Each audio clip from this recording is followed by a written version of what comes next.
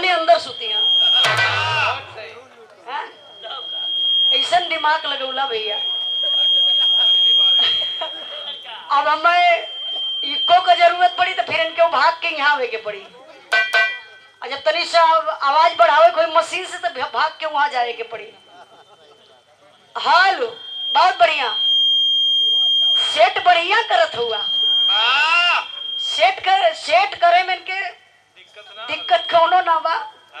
दिक्कत ये बा कि दोनों सेटिंग दो जगह कर दले हुआ। हाल नहीं ठीक बा, बस अभी कंट्रोल करा, सिटी नहीं पर छोड़ दा। बहुत बढ़िया। अच्छा वो क्यों बा?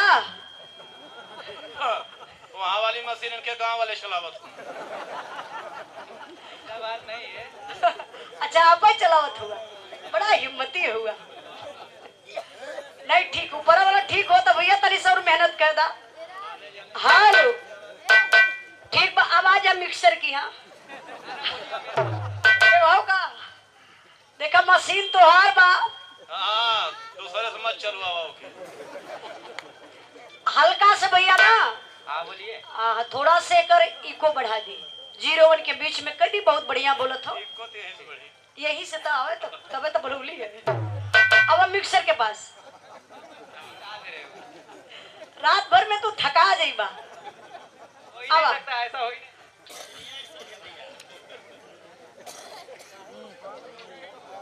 देखा मशीन के तोरे वो ताकत झाकत हुआ, कहीं छेड़े न लगे।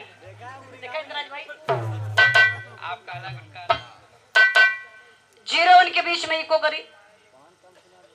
हालो हालो ज्यादा हो तो ठीक।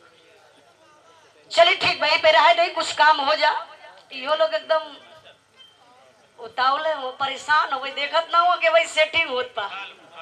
अच्छा ना लोगों से सेटिंग से का मतलब, बर मुए चाहे कन्या। कहावत कहा चले ना कि दक्षिणा से मतलब। तो सेटिंग तरी हो जाए नहीं। अब मास्टर साहब ए तू देखा एक मिनट। हालो हालो तनी भैया इनकर पतला करो तो टोन बना दो। हालो हालो हालो हालो हालो तनी बढ़ा दो भैया, बढ़ा दो भैया। का पंखा के व्यवस्था कर देता मालिक महोदय। हालो बहुत उमस होत बा। हालो ऊपर वाला ठीक है, ऊपर वाले की मत छड़िया। वैसे भैया वाला बढ़ा दो हल्का से। ये कोरस वाला हल्का से बढ़ा के टोन बना दो। बहुत बढ़िया बोलत बा। यही पर हमान काम चला लेबे। हालो हालो हालो कोरस में टोन बनाइए दोनों में। हालो हालो हालो हालो हालो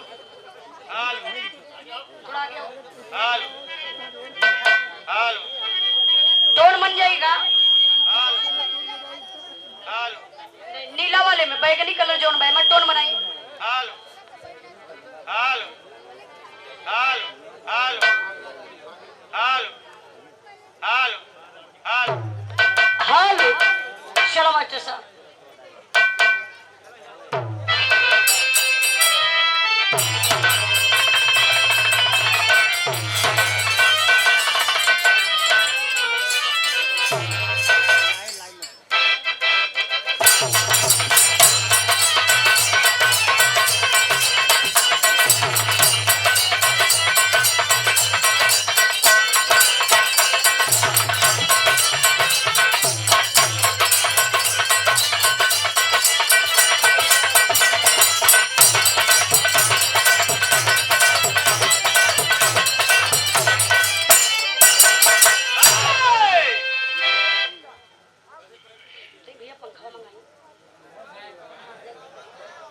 आओ मास्टर साहब।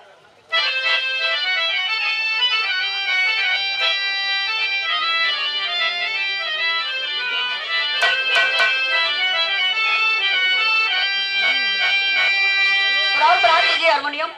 अब